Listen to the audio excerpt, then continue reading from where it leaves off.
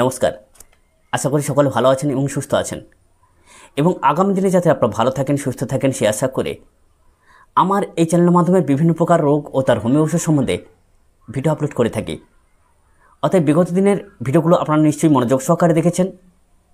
আজকের আমি এই ভিডিওর মাধ্যমে যে গলায় জমে থাকা কফের সম্বন্ধে আলোচনা করব, যে কফ জমে থাকলে আপনার গলায় অস্বস্তি বোধ হয়, গলায় ইরিটেশন হতে থাকে, গলায় কফজনিত কারণে আপনি বিভিন্নভাবে কষ্ট পেয়ে থাকেন, এইরকম সমস্যা থেকে আপনি কিভাবে মুক্তি পাবেন সে বিষয়ে বিস্তারিত আলোচনা করব। অতএব বন্ধুরা, ভিডিওটাকে প্রথম থেকে শেষ পর্যন্ত দেখবেন, কারণ এই ভিডিওর মাধ্যমে আমি আলোচনা করব এই যে গলায় জমে থাকা কফ কিভাবে সৃষ্টি হয়। এই যে গলায় যে কফটা জমে থাকে আঠার মতো, আপনি বারবার এরকম করে টানলেও উঠতে চায় না, এই কফটা কোথা থেকে আসে, কিভাবে সৃষ্টি হয় এবং কি ওষুধ খেলে আপনি এই গলায় জমে থাকা কফটাকে সারিয়ে তুলতে পারবেন, সম্পূর্ণ বিস্তারিত আলোচনা করব। বন্ধুরা, গুরুত্বপূর্ণ একটা ভিডিও, কারণ এই রোগে বহু মানুষ কষ্ট পেয়ে থাকেন, আবার অনেক ওষুধ সেবন করেও এই যে গলায় জমে থাকা কফ কিন্তু অনেকেই সারিয়ে তুলতে পারেন না। দেখবেন একজন ব্যক্তি আছে যে বহু বছর ধরে শুধু গলা ঝেড়েই যাচ্ছে, কথা বলতে গেলে অনবরত এরকম সাড়া হতে থাকে। ভালো মানুষ চলছে, দোকানে বসে আছে, কথা বলার পূর্বে প্রত্যেক স্টেপে কিন্তু সে এইভাবে গলা ঝাড়তে থাকে, সারিয়া তুলতে পারে না। তাহলে চলুন বন্ধুরা, যারা আমার চ্যানেল নতুন, এখনও পর্যন্ত চ্যানেলটাকে সাবস্ক্রাইব করেননি, অবশ্যই করে চ্যানেলটাকে সাবস্ক্রাইব করে পাশে বেল আইকনটা প্রেস করে রাখবেন। আর সত্যি যদি ভিডিওটা ভালো লাগে তাহলে বন্ধুদের মধ্যে বেশি করে শেয়ার করবেন। তাহলে চলুন আজকের মূল বিষয় ফিরে আসি। আজকের যে মূল বিষয়, যে গলায় জমে থাকা কফ আপনি কিভাবে সারিয়ে তুলবেন। হ্যাঁ বন্ধুরা, এই যে গলায় কফ জমা, আমরা জানি লাংসে কফ জমে যায়, লাংসের যে বায়ুছিদ্র আছে তাতে কফ জমে গেলে আমাদের শ্বাসকষ্ট হয়, বিভিন্ন রকম কষ্ট আমরা পেয়ে থাকি। কিন্তু অনেকে দেখবেন গলায় কফ জমে থাকে, ওই জন্য বারবার প্রত্যেক স্টেপে কথা বলার আগে এরকম করে গলা ঝাড়তে থাকে। আবার অনেকে কি করে, গলায় কফ জমে থাকা জনিত কারণে অস্বস্তি বোধ করে, যার জন্য বারবার এরকম করে গলার কফটাকে তুলে ফেলার চেষ্টা করে, কিন্তু শত চেষ্টা সত্ত্বেও গলায় জমে থাকা যে শক্ত কফটা তুলে ফেলতে পারে না। তাহলে এটা একটা ইনফেকশনে পরিণত হয়ে যায়, যার জন্য কিন্তু সহজে এই কফটাকে তুলে ফেলা যায় না। কিন্তু আমি যে ওষুধের কথা বলবো, যে হোমিওপ্যাথি ওষুধের কথা বলবো, সেই ওষুধগুলো যদি আপনার নিয়ম মেনে সেবন করেন, এক সপ্তাহের মধ্যে আপনার গলায় জমে থাকা কফটাকে আপনি কিন্তু খুব সহজে তুলে ফেলতে পারবেন। হ্যাঁ বন্ধুরা, তাহলে কি কি ওষুধ, কেন বা গলায় কফ জমে, সেই সম্বন্ধে আজকে আলোচনা করব। প্রথমে আলোচনা করে নেব গলায় কফ জমে কেন।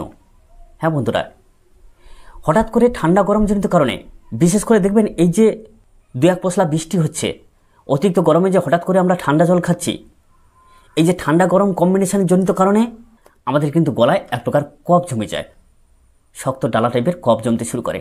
সেখানে গলা হালকা হালকা ব্যথা থাকতে পারে, না ব্যথা থাকার মতো করে ব্যথা হয়, বারবার গলা ঝাড়তে ইচ্ছা হয়, গলায় অস্বস্তি বোধ হয়, কেউ কেউ আবার গলা এরকম জ্বলতে থাকে যাতে করে শক্ত ডেলা কফটা উঠে যায়, কিন্তু শত চেষ্টা সত্ত্বেও সেই কফটা কিন্তু ওঠে না।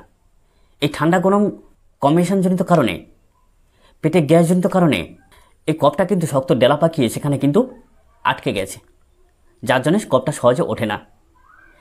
আবার কি কারণে হয়, নেজাল ড্রিপজনিত কারণে, অর্থাৎ নাকে যে ঠান্ডাজনিত কারণে, ঠান্ডা গরমজনিত কারণে আমাদের সর্দি হয়, সর্দিটা একটু শক্ত টাইপের হয়ে যায়, সেই শক্ত ডেলা পাকা সর্দি কিন্তু আস্তে আস্তে কী হয়, নিচের দিকে নেমে এসে পিছন দিক দিয়ে গলায় জমে যায়। এই গলায় যখন শক্ত ডেলা পাকানো কফটা জমে যায়, এত সহজে কিন্তু উঠতে চায় না, যার জন্য বারবার গলা ঝাড়তে হয়, গলায় অস্বস্তি বোধ হয়। আবার কি হয়, সাইনাসজনিত কারণে, আমাদের যে নাকে সাইনাস আছে, এই সাইনাসে কিন্তু এক প্রকার কফ জমে যায় বা সর্দি জমে যায়। এই সর্দি পিছন দিক দিয়ে এসে কিন্তু কি হয়, গলায় জমে যায়।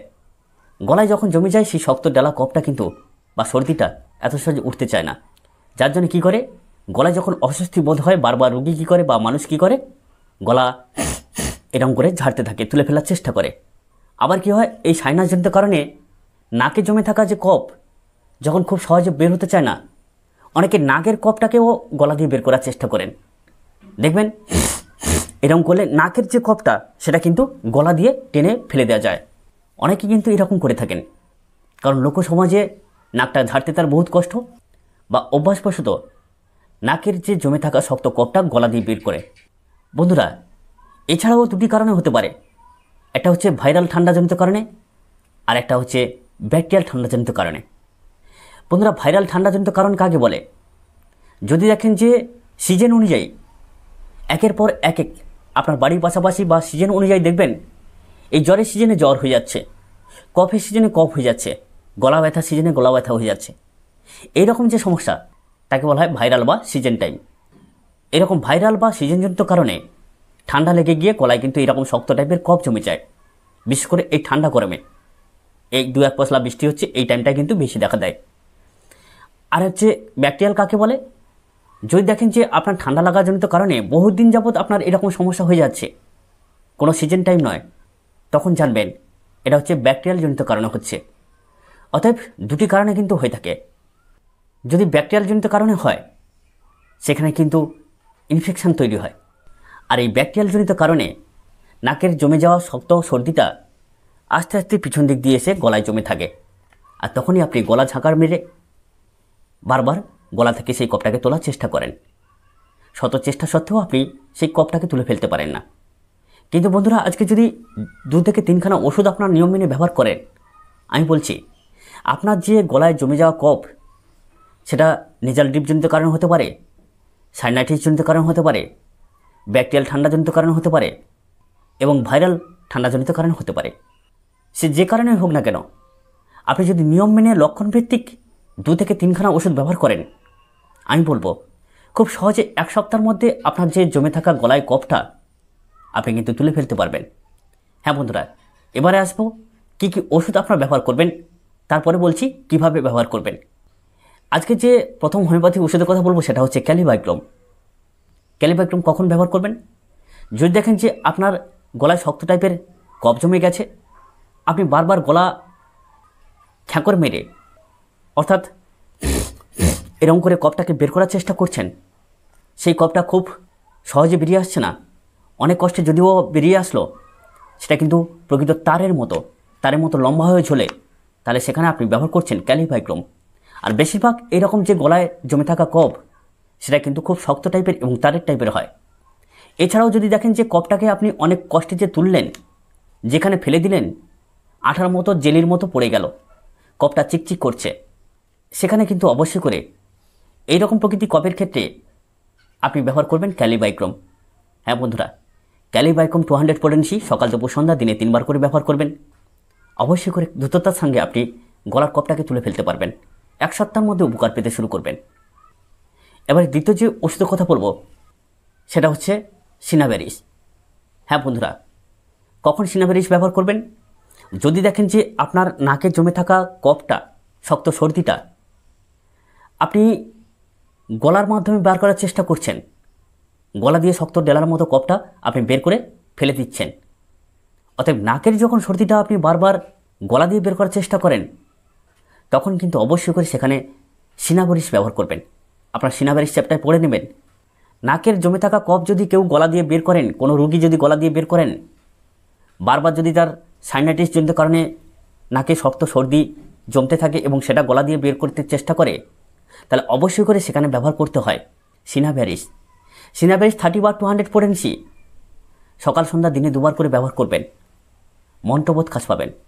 1 সপ্তাহ ব্যবহার করার পরে আপনি দেখবেন আপনার যে নাকে কফ জমছে, শক্ত সর্দিটা জমে যাচ্ছে, আপনাকে আর গলা দিয়ে বের করতে হবে না, আর নাকেও জমবে না। দারুণভাবে আপনি কিন্তু উপকার পাবেন। এটা কিন্তু আমার বহু পরীক্ষিত। এবারে আসি একটা বায়োকেমিক কম্বিনেশান। হ্যাঁ বন্ধুরা, বায়োকেমিক কম্বিনেশান 2টো ওষুধের সমন্বয়ে আপনারা তৈরি করে খাবেন। সেটা কীভাবে? প্রথম যে ওষুধটা ব্যবহার করবেন সেটা হচ্ছে ক্যালিমিউর 6X। হ্যাঁ বন্ধুরা, বায়োকেমিক ট্যাবলেট ক্যালিমিউর 6X, এটা আপনার পরিমাণ মতো 10 গ্রাম আনবেন। দ্বিতীয় যে ওষুধটা এই কম্বিনেশানের ক্ষেত্রে ব্যবহার করবেন সেটা হচ্ছে সাইলেশিয়া 12X। সাইলেশিয়া 12X সম পরিমাণ 10 গ্রাম আনবেন। আপনি যদি ক্যালিমিউর 25 গ্রাম আনেন তাহলে সাইলেশিয়াও 25 গ্রাম আনবেন। আপনি যদি 10 গ্রাম ক্যালিমিউর আনেন তাহলে 10 গ্রাম সাইলেশিয়া আনবেন। কিনে আনার পরে আপনারা ক্যালিমিউর 6X 3টি ট্যাবলেট আর সাইলেশিয়া 6X 3টি ট্যাবলেট একত্রে 6টি ট্যাবলেট দুপুর রাতে আহারের 1 ঘন্টা পরে উষ্ণ গরম জল সহ সেবন করুন, কিংবা এমনি চুষে খান। দেখবেন মন্ত্রবোধ কাজ পাবেন। হ্যাঁ বন্ধুরা, এই ক্যালিমিউর আমাদের যে ইনফেকশান, অ্যালার্জি ইনফেকশান, এই অ্যালার্জি ইনফেকশানটাকে কিন্তু দ্রুততার সাথে নষ্ট করে এবং সারিয়ে তোলে। সাথে সাথে সাইলেশিয়া কী করে, আমাদের নাকে যে সাইনাইটিস হচ্ছে, এই সাইনাইটিস জনিত কারণে যে ঠান্ডা লেগে কফ জমে যাচ্ছে, সেই সাইনাইটিস রোগটাকে সারিয়ে তুলতে সক্ষম সাইলেশিয়া। হ্যাঁ বন্ধুরা, শুধু তাই নয়, যে কথা বলার নয় সেটাও বলে দিচ্ছি। এই সাইনাইটিস জনিত কারণে অনেকে দেখবেন কপালে কফ জমে গিয়ে ভীষণ প্রকৃতির যন্ত্রণা অনুভব করে। অনেকে সেখানে ক্যালিমিউর ব্যবহার করে, ক্যালিবাইক্রম ব্যবহার করে, অনেক কিছু ব্যবহার করে, কিন্তু সঠিকভাবে উপকার পায় না। আমি কথা দিচ্ছি, আপনারা যদি দেখেন যে সাইনাইটিস জনিত কারণে আপনার প্রচণ্ড পরিমাণে মাথা যন্ত্রণা হচ্ছে, আমার কথা শুনে একবার ব্যবহার করুন তো সাইলেশিয়াকে। আপনি সাইলেশিয়া 12x-এর ওপরে কিংবা 200 ডাইলুশন ব্যবহার করবেন, দিনে 2বার করে ব্যবহার করবেন। যদি 3-4 দিনের মধ্যে আপনার সাইনাইটিস জনিত কারণে যে কপাল যন্ত্রণা হচ্ছে সেটা যদি না কমে যায়, তাহলে আমাকে বলবেন। তা বলে এই নয় বন্ধুরা, 10 জন সেবন করলে 10 জন এই সুস্থতার মুখ দেখতে পাবেন। কোনোভাবে তার অন্য কোনো সমস্যা থাকতে পারে বা রোগ নির্বাচনের ক্ষেত্রে ভুল হতে পারে, কিন্তু প্রকৃতপক্ষে যদি আপনার সাইনাইটিস জনিত কারণে আপনার প্রচণ্ড পরিমাণে মাথা যন্ত্রণা হয়, মনে হয় সেখানে যেন কেউ কিল মেরে দিয়েছে কিংবা পেরেক মেরে দিয়েছে, আমি বলছি এই সাইলেশিয়া সেবনের উপরে আপনি সুস্থ হতে পারবেন। যার জন্য আজকের এই কম্বিনেশনের ক্ষেত্রে ক্যালিমিউর আর সাইলেশিয়াকে ব্যবহার করতে বললাম।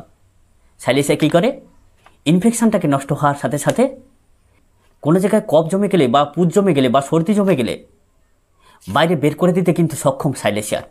দেখবেন কোনো ফোঁড়া বা ফুসকুড়িতে পুজ জমে গেলে যখন তীব্র ব্যথা না থাকে, ব্যথা কম থাকে, তখন কিন্তু আমরা সাইলেশিয়া প্রয়োগ করে সেই কফটাকে বা পুজটাকে বাইরে বের করে দিই।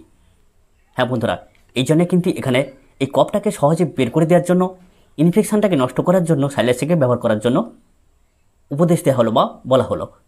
তাহলে আপনারা ব্যবহার করছেন এই কম্বিনেশনের ক্ষেত্রে ক্যালিমিউর 6x আর সাইলেশিয়া 12x, 3-6টি ট্যাবলেট দুপুর রাত্রে গরম জল সহ কিংবা চুষে খাবেন। হ্যাঁ বন্ধুরা, এই যে নেজাল ড্রিপ কিংবা গলা জমে থাকা কফ কীভাবে আপনারা সারিয়ে তুলবেন সেটা কিন্তু সম্পূর্ণভাবে বিস্তারিত বলে দিলাম। হ্যাঁ বন্ধুরা, এই ওষুধগুলো আপনারা 1 সপ্তাহের ওপরে ব্যবহার করুন, 15 দিন যাবৎ ব্যবহার করুন, দেখবেন বহু পুরানো গলায় জমে থাকা কফটা আপনি সারিয়ে তুলতে পারবেন। অতএব বন্ধুরা, ভিডিওটাকে আপনারা সম্পূর্ণভাবে দেখলেন, আর সত্যি যদি ভিডিওটা ভালো লাগে তাহলে বন্ধুদের মধ্যে বেশি করে শেয়ার করুন। আবারও বলছি, যারা চ্যানেলটাকে সাবস্ক্রাইব করেননি অবশ্যই করে চ্যানেলটাকে সাবস্ক্রাইব করে পাশে বেল আইকনটা প্রেস করে রাখবেন। দেখা হবে পরবর্তী ভিডিও পর্বে, ততক্ষণে আপনারা ভালো থাকবেন, সুস্থ থাকবেন এবং সুন্দর থাকবেন। নমস্কার।